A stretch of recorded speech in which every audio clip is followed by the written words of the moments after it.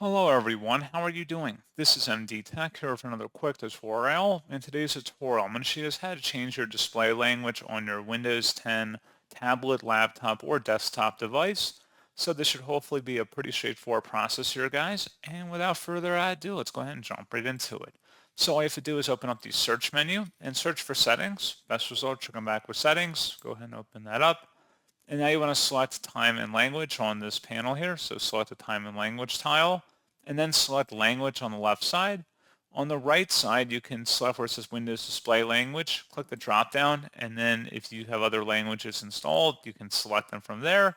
You can also go adding additional display languages by selecting the Add a Language underneath Preferred Languages. It'll have to download and install the language pack though first, and then once it's installed, you can set it as the Windows display language up here by clicking the drop down again and selecting the appropriate language. So pretty straightforward process on that, guys, and as always, thank you for watching. I do hope that I was able to help you out, and I do look forward to catching you all in the next tutorial. Goodbye.